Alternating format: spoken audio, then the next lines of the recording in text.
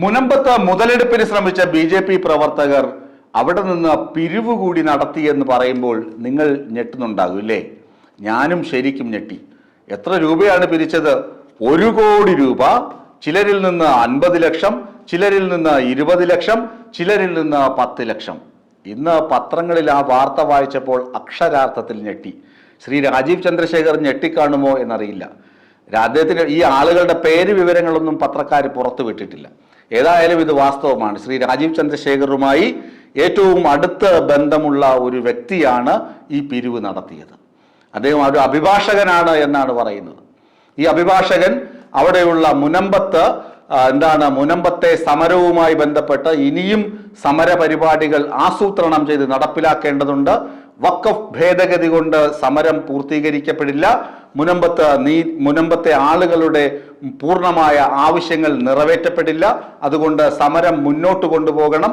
അതിന് പ്രവർത്തന ഫണ്ട് വേണം. ആ പ്രവർത്തന നിധിയിലേക്ക് നിങ്ങൾ ഉദാരമായി സംഭാവന ചെയ്യണം എന്നാണ് ഒന്നാമത്തെ ആവശ്യം. രണ്ടാമത്തെ ആവശ്യം എന്താണ്? ഗാന്ധിനഗറിൽ ബി.ജെ.പിയുടെ പുതിയ ഓഫീസ് വരുന്നുണ്ട്. ബി.ജെ.പിയുടെ പുതിയ ഓഫീസ് എവിടെയാ വരുന്നു? എറണാകുളത്ത് ഗാന്ധിനഗറിൽ വരുന്നുണ്ട്. അവിടെ ആ ഓഫീസ് കെട്ടിടം നിർമ്മിക്കുന്നതിനും നിങ്ങൾ സഹായിക്കണം. ഈ 2 കാര്യങ്ങൾക്കും വേണ്ടിയാണ് ഫണ്ട് പിരിവ്. ഇതറിഞ്ഞ മുതിർന്ന ചില നേതാക്കൾ, പി.കെ. കൃഷ്ണദാസിനെ പോലുള്ള ചില നേതാക്കൾ, പി.കെ. കൃഷ്ണദാസിനെ പോലെയുള്ള ആളുകളുണ്ട്. അതുപോലെ മറ്റു ചില നേതാക്കൾ, ഇപ്പോൾ അധികം അങ്ങോട്ട് മാറി നിൽക്കുന്ന ആളുകൾ, അവർ പറഞ്ഞു ഈ പിരിവ് ശരിയല്ല, ഇത്ര വലിയ തുകയൊന്നും പോയി ആളുകളെ ഭീഷണിപ്പെടുത്തി ചോദിക്കുന്നതൊന്നും അത്ര ശരിയല്ല എന്ന് ഈ നേതാവിനോട് പറഞ്ഞു. അപ്പൊ പറഞ്ഞു, മാറി നിൽക്കടോ, നിങ്ങൾ ആരാണ്? നമുക്ക് രാജീവ് ചന്ദ്രശേഖർ ജി ഉണ്ട്. ജി ആണ് ഇപ്പോൾ നമ്മുടെ കാര്യങ്ങൾ നോക്കുന്നത്. ജി പറയും, ഞങ്ങൾ ചെയ്യും. നിങ്ങൾ ആരാണ് ചോദിക്കാൻ? അല്ലെങ്കിൽ ശോഭാജി ചോദിക്കട്ടെ. സുരേന്ദ്രജിക്ക് ആണെങ്കിൽ അണ്ടർഗ്രൗണ്ടിലൂടെ പൈസ വരുമായിരുന്നു. ഇത് നേരിട്ട് ചോദിക്കാനാണ് രാജീവ് ചന്ദ്രശേഖർ ജി പറഞ്ഞേക്കുന്നത്.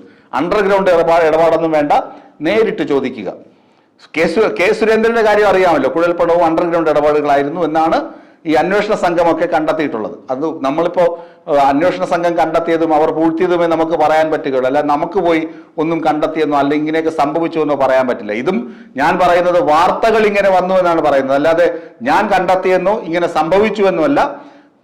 രാജീവ് ചന്ദ്രശേഖറുമായി അടുത്ത ബന്ധമുള്ള ഒരു അഭിഭാഷകൻ, ബി.ജെ.പി. നേതാവ് അവിടെയുള്ള ഒരു സ്വർണ്ണ വ്യാപാരിയിൽ നിന്ന് 1 കോടി രൂപ ആവശ്യപ്പെട്ടു. മറ്റു വ്യാപാരികളിൽ നിന്ന് 50 ലക്ഷം രൂപ, 20 ലക്ഷം രൂപ, 10 ലക്ഷം രൂപ നിരക്കിൽ ആവശ്യപ്പെട്ടു. എന്തിന്റെ പേരിൽ? മുനമ്പം സമരത്തിന്റെ പേരിൽ ആവശ്യപ്പെട്ടു. മുനമ്പം സമരം എന്നിട്ട് വിജയിച്ചുവോ? ഇല്ല. മുനമ്പം സമരം എന്താണ് ചെയ്തത്? മുനമ്പത്ത് മറയാക്കി ബി.ജെ.പി. അവിടെ വേരോട്ടം നടത്താൻ ശ്രമിച്ചു. ക്രിസ്ത്യാനികളെ ഹൈജാക്ക് ചെയ്യാൻ ശ്രമിച്ചു. ക്രിസ്ത്യൻ വോട്ട് ബാങ്ക് സ്വന്തമാക്കാൻ ശ്രമിച്ചു. രാജീവ് ചന്ദ്രശേഖർ അവിടെ പോയി പറഞ്ഞതൊക്കെ നമുക്കറിയാമല്ലോ.